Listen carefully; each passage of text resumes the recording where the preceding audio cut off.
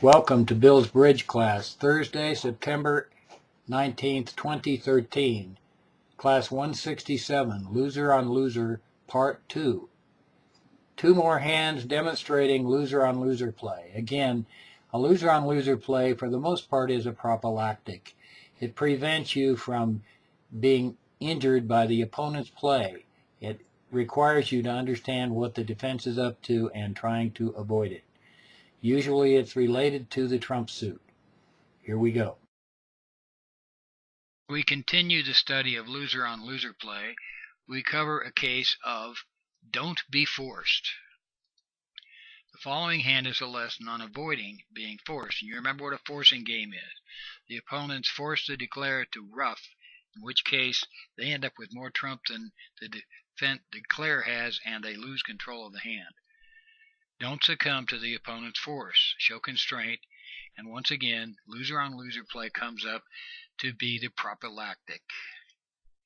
Do you see it coming? Watch out. First hand, don't be forced.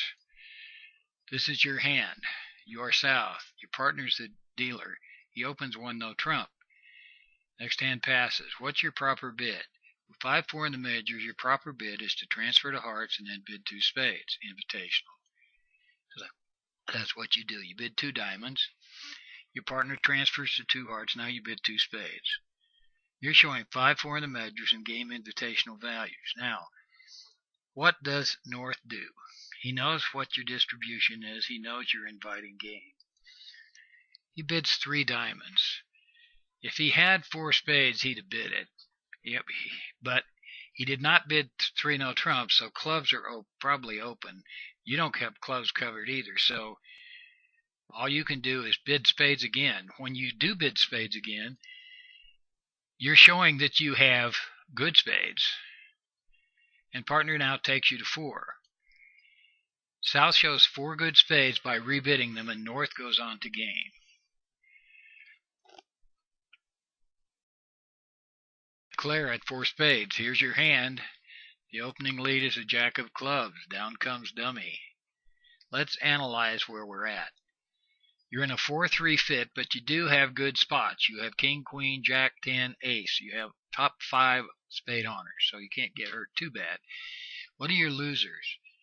You have 3 losers, 2 clubs and a diamond loser. Provided trump behave, you should make the hand, but you need to be afraid of losing control.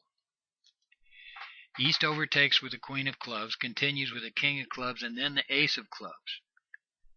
If ever there is a time to be careful, now is the time. Do not trump. Lead us not into temptation, because if you do, you're going to lose control of the hand. You only have 4 spades in your hand.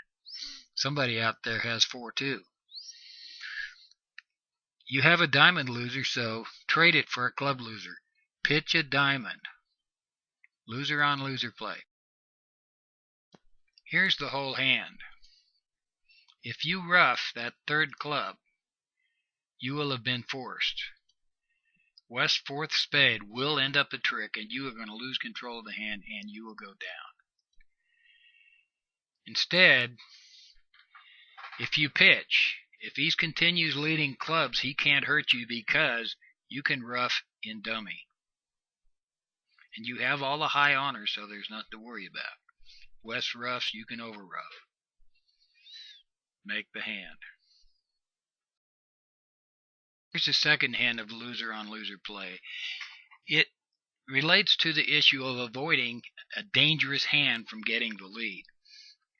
Like a lead through a finesse, for example, you want to keep the right opponent in the lead.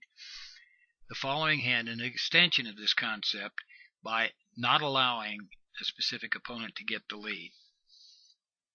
Keep the lead in the opponent that cannot hurt you. What are the opponents up to in the following hand? Are you awake to it? Avoiding an opponent's ruff. This is your hand as south. Dealer is east, and he starts with a preempt. Notice that the opponents are not vulnerable. You are. The 3 hearts could be a farce, but he bid 3 hearts. You're not going to do anything with their hand, but it's passed around to partner who doubles. Now the question is, what should you do? Depends on you and your partner. At the 3 level is still takeout, but your partner may be forced to make a bid. It's sometimes optional as to what you do. You do have 6 spades, and you'd rather play than defend, so you're going to bid 3 spades and it's passed out. You're the proud declarer of a contract of 3 spades. Opening lead is the ace of diamonds, and down comes dummy. Playing your play. East plays the 2, discouraging.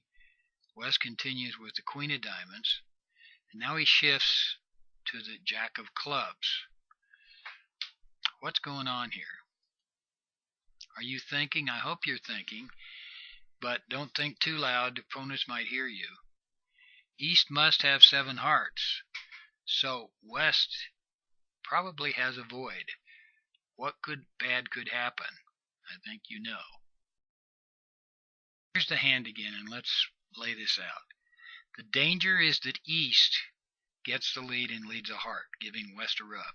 So East is the dangerous hand. We need to avoid East getting the lead. We count our losers. The ace of spades, probably with West, 2 diamonds, almost surely with West, and a club. Maybe East could get in with a club. We don't know. We win the ace of clubs because we can't afford to let East in. Now we lead the jack of diamonds. Jack of diamonds? What is that? Well, East plays low, and we pitch a club. What did that do? Well, West can win this trick, not East, but in so doing, we've got rid of our club loser, which means West cannot get East in the lead with a club anymore, because you're going to rough it. What you've done is you've traded a club loser for a diamond loser. But West remains on the lead, and he can't hurt you.